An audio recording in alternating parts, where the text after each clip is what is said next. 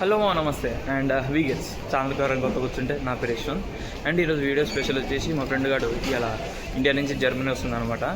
So వాడిని ఇప్పుడు receive చేసుకోవడానికి వచ్చిన ఎయిర్పోర్ట్కి, ఫ్రాంక్ఫర్ట్ ఎయిర్పోర్ట్కి. అండ్ దాంతోపాటు ఈరోజు ఎవరన్నా జర్మనీ కొత్తగా వస్తున్నా కానీ అంటే ఎలా రావాలో తెలియకపోతే నేను ఇప్పుడు చూపిస్తాను. అంటే ఒక్కొక్కటి ఎలా వెళ్ళాలి అండ్ ఎలా రిసీవ్ చేసుకోవాలి, లేకపోతే ఎవరు లేకపోతే మీరు ఎలా రావాలని చూపిస్తాను.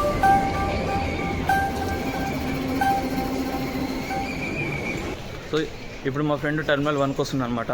అందుకే నేను ఇప్పుడు టెర్మినల్ 1కి వచ్చిన. అండ్ ఫస్ట్ ఎవరైనా మీరు వస్తుంటే ఫస్ట్ ఏ టెర్మినల్లో దిగుతున్నారని చూసుకోవాలి. అంటే టెర్మినల్ 1కి టెర్మినల్ 2కి డిస్టెన్స్ ఉంటుంది. సో ఎవరైనా రిసీవ్ చేసుకోవడానికి వస్తున్నా లేకపోతే మీరు ఒకరే వెళ్తున్నా కానీ ఫస్ట్ ఏ టెర్మినల్లో దిగుతుందో చూసుకోవాలి. ఇప్పుడు నేను వెళ్ళేది టెర్మినల్ 1 కాబట్టి ఇప్పుడు టెర్మినల్ 1కి వచ్చిన ఫస్ట్. సో టెర్మినల్ 1 నుంచి అరైవల్స్ దగ్గరికి వెళ్ళాలి. ఇక్కడ ఎదురుగా కనిపిస్తున్న అరైవల్స్ అని. అండ్ ఇది డిపార్చర్ అంటే మనం వెళ్ళడానికి. ఇదేమో అరైవల్స్ అంటే వచ్చిన వాళ్ళు ఇక్కడ నుంచి వస్తారనమాట. సో ఇప్పుడు మనం అరైవల్స్ దగ్గరికి వెళ్ళాలి. ఇక్కడ మీరు కన్ఫ్యూజ్ అయినా కానీ చెప్పడానికి చాలామంది ఉంటారు, ఎవరైనా హెల్ప్ చేస్తూనే ఉంటారు మనకి. సో మనం భయపడాల్సిన పని కూడా ఏం లేదు. నేను వచ్చినప్పుడు నాకు మా అన్నయ్య వచ్చిండు నన్ను రిసీవ్ చేసుకోవడానికి. సో అప్పుడు ఇవన్నీ నేను చూసుకోలే, జస్ట్ మా అన్నయ్యని ఫాలో అవుతూ వెళ్ళినా. కానీ ఇప్పుడు తను రిసీవ్ చేసుకోవడానికి వెళ్తున్నా కాబట్టి అన్నీ చూపిస్తుంది. ఇది అరైవల్ బోర్డు అనమాట. దీంట్లో ప్రతి ఒక్క ఫ్లైట్ ఏ టైంకి వస్తుందని మొత్తం ఇక్కడ రాసి ఉంటుంది. ఇప్పుడు మా ఫ్రెండ్ వచ్చేది ఇక్కడ 5:30కి. సో 5:30 ఫ్లైట్ యాక్చువల్గా ఇంకా 8 minutes లేట్ ఉంది, 5:38కి వస్తుంది. అండ్ దీంతోపాటు మనం చూసుకోవాల్సింది ఏంటంటే ఇక్కడ ఎగ్జిట్ అనమాట. సో ఇప్పుడు B1 దగ్గరికి వెళ్ళాలి నేను. ఎవరో విఐపీ లాంటి వాళ్ళు వస్తారు అనుకుంటా, అందరిని ఆపేసారు. అందరు ఇక్కడ వెయిట్ చేస్తున్నారు. అంటే ఇవన్నీ కట్టేసి పోలీసులు ఉంటారు సెక్యూరిటీ కోసం. మరి ఎవరో చూడాలి, మేబీ మా ఫ్రెండ్ అనుకుంటా. వాడు పెద్ద విఐపీ అని తెలుసు కానీ మరీ ఇంత పెద్ద విఐపీ అని నాకు ఇప్పుడే తెలిసింది. వస్తాడు, చూద్దాం.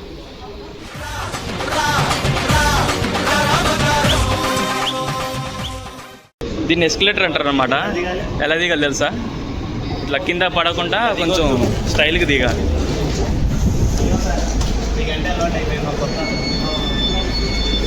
యాక్చువల్గా అయితే మా ఫ్రెండ్ B1 ఎగ్జిట్ నుంచి రావాలి, కానీ అక్కడ విఐపీ రావడంతో వీడి ఎగ్జిట్ మార్చేసారు మనకి. సో B1 నుంచి B2కి వచ్చింది అనమాట. సో B2 నుంచి నేను వాళ్ళని రిసీవ్ చేసుకున్నాను. ఎగ్జిట్ నుంచి బయటకు వచ్చిన తర్వాత ఇక్కడ ట్రైన్ స్టేషన్స్ ఉంటాయి అన్నమాట. సో ఇక్కడ మనం ఏ ప్లాట్ఫామ్కి వెళ్ళాలనేది అన్నీ రాసి ఉంటాయి. ఇక్కడ ప్లాట్ఫామ్ 1 అని ఉంది, మేము వెళ్ళాల్సింది ప్లాట్ఫామ్ 3. అండ్ ఇది ఇక్కడ టికెట్ కౌంటర్. సో మనం ఎప్పుడన్నా టికెట్ ఒకవేళ డాస్టన్ టికెట్ లేకపోతే మనం ట్రైన్ టికెట్ తీసుకోవాలనుకుంటే ఈ ఆఫీస్లోకి రావాలన్నమాట. ఈ ఆఫీస్లోకి వచ్చి మనం టికెట్ అనేది బుక్ చేసుకొని దాంతోపాటు మనం తీసుకుపోవచ్చు. డాస్లాండ్ టికెట్ లేదు కాబట్టి మేము ఇక్కడ ఈ రోజు వరకు ఒక టికెట్ తీసుకున్నాం అనమాట. సో ఎవరైనా వస్తున్నట్టయితే ఫస్ట్ మీరు డాస్లాండ్ టికెట్ తీసుకొని రండి. డాస్లాండ్ టికెట్ తీసుకుంటే ఏంటంటే మనకి 1 month మొత్తం మనకి వ్యాలిడిటీ ఉంటుంది. సో కాబట్టి ఎవరైనా వస్తున్నట్టయితే ఈ డాస్లాండ్ టికెట్ అనేది ఫస్ట్ తీసుకోండి. లేకపోతే ఇక్కడ చూపించాను కదా, ఈ టికెట్ కౌంటర్ దగ్గరకు వచ్చి మీరు ఈ రోజు వరకు కావాల్సిన టికెట్ తీసుకోవచ్చు. కానీ అది ఎక్కువనే ఉంటుంది. టికెట్ కౌంటర్స్ పక్కనే మనకి మొత్తం ప్లాట్ఫామ్స్ అనేవి రాసి ఉంటాయి ప్రతి ఒక్కటి. సో మీరు ట్రావెల్ చేసే ముందు మీరు ఏ సిటీకి వెళ్తున్నారు అండ్ ఏ ప్లాట్ఫామ్ మీదకి ఆ ట్రైన్ వస్తుందని మనం చూసుకున్నాం అనుకో, సో ఆ ట్రాక్ దగ్గరికి ఆ ప్లాట్ఫామ్ దగ్గరికి మనం వెళ్ళిపోవచ్చు అనమాట. మేము ప్లాట్ఫామ్ 3కి వచ్చినాం అనమాట. సో ఇక్కడ మొత్తం రైల్వే ట్రాక్స్ అనేది మొత్తం ఇక్కడ అండర్ గ్రౌండ్లోనే ఉంటాయి. పైన ఎయిర్పోర్ట్ ఉంటుంది అండ్ దాని కిందే మనకి ఈ రైల్వే ట్రాక్స్ ఉంటాయి. సో ఎక్కడికి వెళ్ళాలన్నా ఫస్ట్ ఇక్కడికి వచ్చేసి ఇక్కడ నుంచి ఎటర్న్ వెళ్ళిపోవచ్చు అనమాట. సో ఎక్కువ మనం ట్రావెల్ చేస్తున్న అవసరం కూడా లేదు. ఆ ట్రైన్ వచ్చినప్పుడు మనం కొంచెం కంగారు పడకుండా చిన్నగా ఎక్కాలి.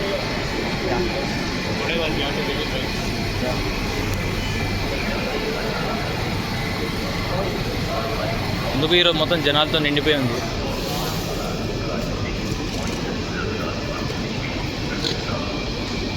స్టేషన్ దాటిన తర్వాత సీట్ దొరికిందనమాట. సో లగేజ్ సెట్ చేస్తున్నా.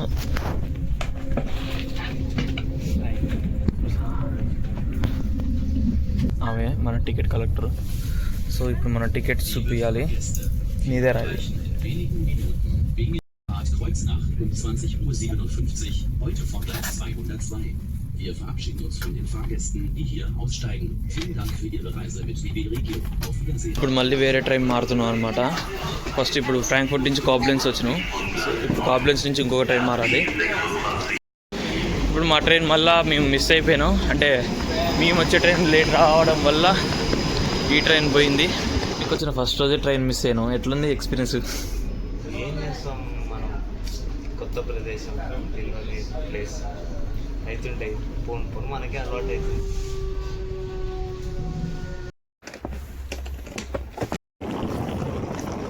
యాక్చువల్లీ ఈ వీడియో నిన్న నైటే తీద్దాం అనుకున్నా, కానీ నిన్న నైట్ వచ్చేసరికి ఆల్మోస్ట్ 2 అయిపోయింది నైట్. తెలిసిందిగా జర్మనీ ట్రైన్స్ గురించి. ఒక ట్రైన్ మిస్ అయిపోయాను, కనెక్టింగ్ ట్రైన్ లేట్ రావడం వల్ల. సో మేము 12కి రావాల్సిన వాళ్ళం ఆల్మోస్ట్ 2కి వచ్చేసినాం.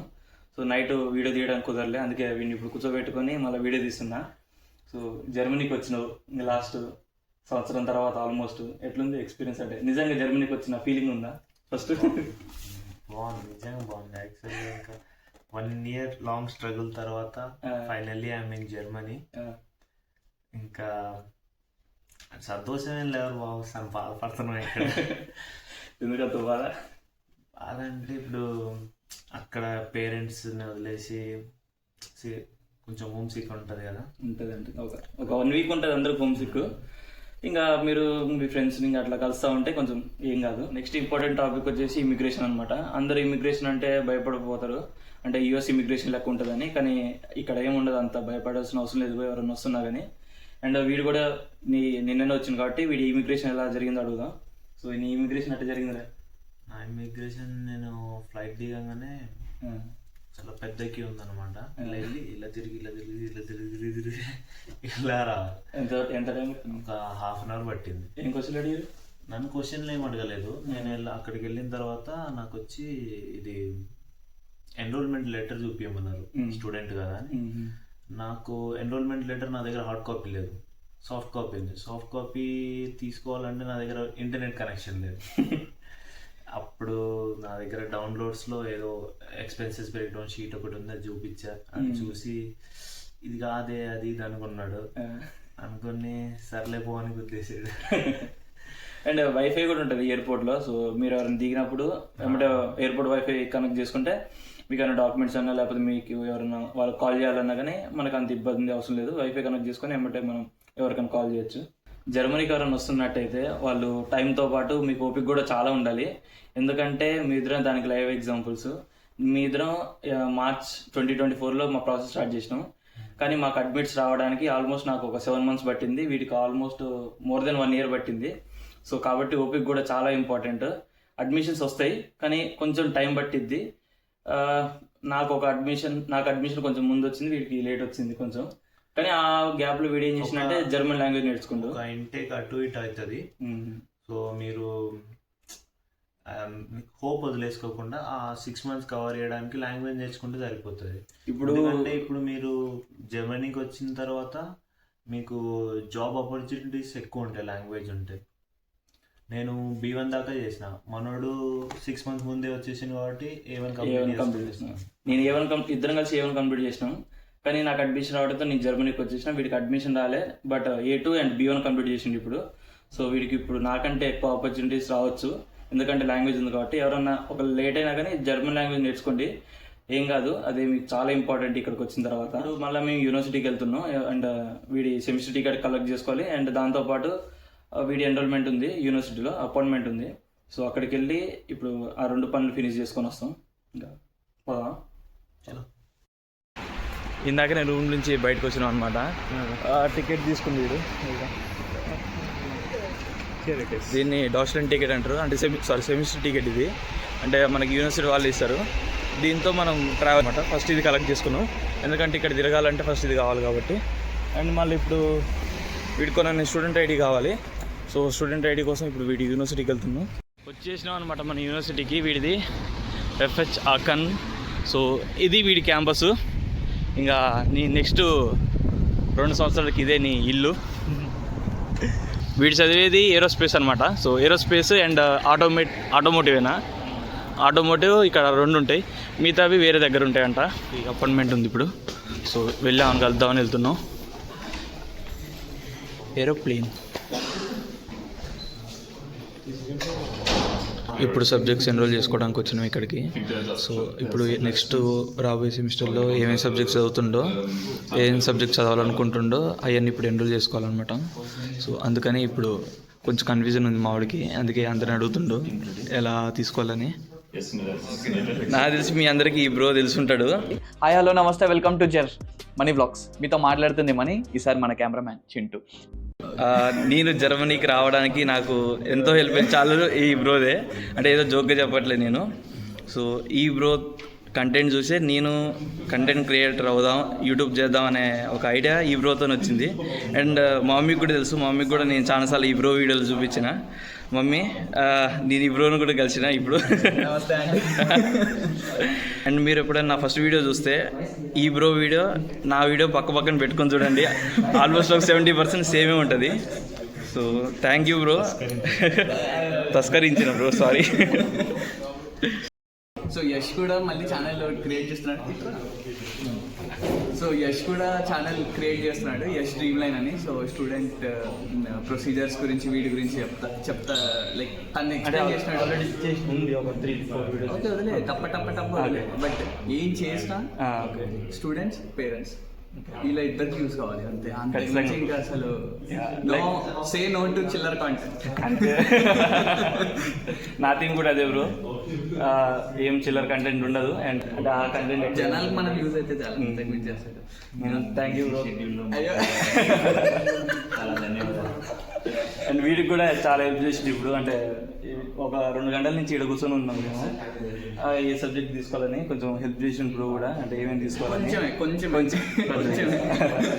అండ్ థ్యాంక్ యూ బ్రో, చాలా all the best. Thank you. Almost ఒక 3 గంటలు ఆలోచించి సబ్జెక్ట్స్ తీసుకున్నాను అనమాట ఇప్పుడు. ఎందుకంటే ఇక్కడ జర్మనీలో మనం ఏ సబ్జెక్ట్ తీసుకున్నా కానీ ఆ సబ్జెక్ట్ మనకి తెలిసి ఉంటేనే తీసుకోవాలి, లేకపోతే కొంచెం రీసెర్చ్ చేసి ఆ మాడ్యూల్స్ కరెక్ట్గా ఉంటే అప్పుడు మనం తీసుకోవచ్చు. సో ఇప్పుడు ఒక 3 అవర్స్ చూసి ఏమేమి సబ్జెక్ట్స్ అయితే వీడికి వచ్చో ఆ సబ్జెక్ట్స్ తీసుకున్నాను అనమాట. ఒపీనియన్ ఏందిరా?